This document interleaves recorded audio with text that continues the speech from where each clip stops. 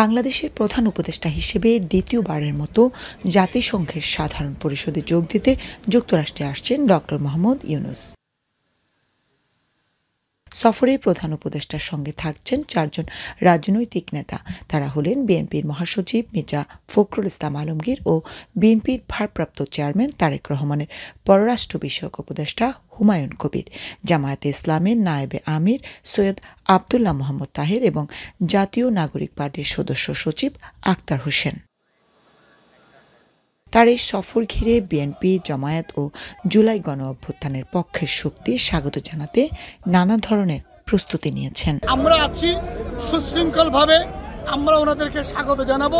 জাতিসংঘের অধিবেশনে যোগদানের জন্য যারা আসছেন, আমরা পৃথিবীর বিভিন্ন দেশের সকল রাষ্ট্রপ্রধানরা আসছেন, আমরা প্রমাণ করতে চাই বাংলাদেশ একটি শান্তিপূর্ণ দেশ। তবে সাধারণ প্রবাসীরা বলছেন, দেশের ভাবমূর্তি ক্ষুণ্ণ হয় এমন কর্মসূচি না দেয়া দেশের জন্য মঙ্গল।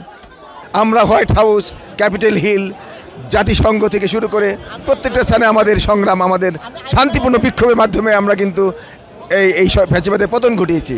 যে আকাঙ্ক্ষার প্রেক্ষিতে আজকে বাংলাদেশে জন আকাঙ্ক্ষার যে সরকার গঠিত হয়েছে, সেই সরকারকে বাংলাদেশের সকল স্তরের মানুষ সমর্থন জানিয়েছে। ফ্যাসিবাদের প্যাসিস্ট সরকারের পলাতক স্বৈরাচারের প্রেতাত্মাদের কোনো কর্মসূচি আমরা যুক্তরাষ্ট্রের মাটিতে বাস্তবায়ন করতে দিব না, ইনশাআল্লাহ। জাতিসংঘের সফরে প্রধান উপদেষ্টা বিগত 1 বছরে দেশে সংঘটিত সংস্কার এবং নির্বাচনের মাধ্যমে একটি সত্যিকারের গণতান্ত্রিক রাষ্ট্র ব্যবস্থা প্রতিষ্ঠার অঙ্গীকার বিশ্বনেতাদের সামনে তুলে ধরবেন, এমনটাই আশা করা যাচ্ছে। মল্লিকা খান, মাই টিভি, নিউ ইয়র্ক, যুক্তরাষ্ট্র।